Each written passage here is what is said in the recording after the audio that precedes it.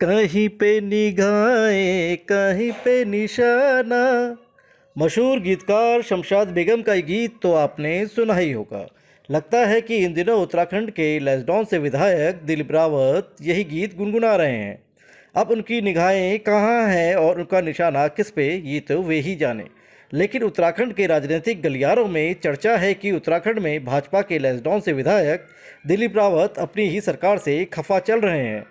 नेताजी ने social media पर एक पोस्ट डालकर इस चर्चा को हवा भी दे दी है, जिसके बाद वे कांग्रेस पार्टी के निशाने पर आ गए हैं, जिससे चुनावी माहौल में जीत और हार के टेंशन के बीच कांग्रेस को मुस्कुराने और भाजपा पर हमला करने का मौका भी जरूर दे दिया है। बैकफुट पर आई बीजेपी के नेताओं से भी इस पूरे मामले पर कोई सीधा जवाब देते नहीं बन रहा है। लेसडाउन सीट से भाजपा विधायक महंत दिलीप रावत की इंटरनेट मीडिया पर की गई पोस्ट इन दिनों चर्चा में है।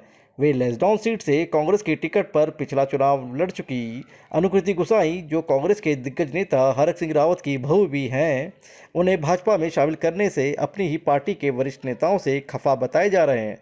बता दें, अभी 2 दिन पहले भाजपा विधायक दिलीप रावत ने उत्तराखंड के मुख्यमंत्री पुष्कर धामी और भाजपा प्रदेश अध्यक्ष महेंद्र भट्ट को टैग करते हुए अपनी सोशल मीडिया पोस्ट में लिखा था, राम तेरी गंगा मैली हो गई, अब क्या नमामि गंगे योजना यहाँ भी शुरू की जाएगी।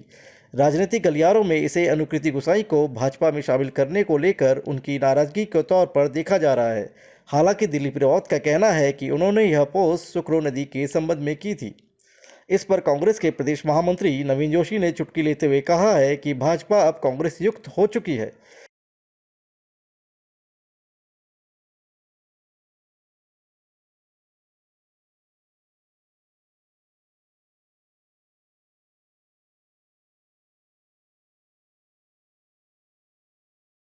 देखिए, भारतीय जनता पार्टी के जो विधायक हैं दिलीप रावत जी, उन्होंने जो बात कही उसका हम समर्थन करते हैं, क्योंकि भारतीय जनता पार्टी जो वॉशिंग मशीन है, जिन पे दुनिया भर के आरोप लगे हैं, ईडी, सीबीआई और दुनिया भर की इंटेलिजेंस जिन नेताओं के पीछे लगी हुई है, वो आज भारतीय जनता पार्टी में समायोजित हो गए।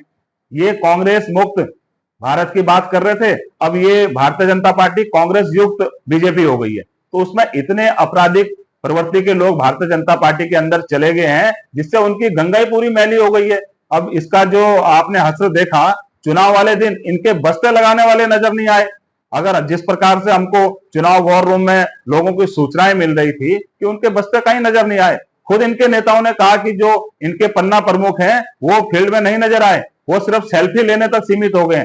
जिस प्रकार से भारतीय जनता पार्टी के नेताओं के ये बयान आ रहे हैं, उससे स्पष्ट है कि जनता का रुख किस ओर है।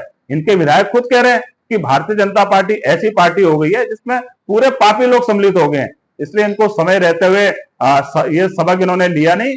4 तारीख को जब मतदान का रिजल्ट आएगा पूरे देश के अंदर, कांग्रेस के पक्ष में आएगा और भारतीय जनता पार्टी का सुपड़ा उत्तराखंड से और देश से साफ होना निश्चित है। वहीं दूसरी तरफ भाजपा से धर्मपुर विधायक विनोद चमोली ने पलटवार करते हुए कहा है कि दिलीप रावत की मंशा को भांप लेना इतना आसान नहीं है, बल्कि उन्होंने एक हिंदी फिल्म के गीत का जिक्र किया है।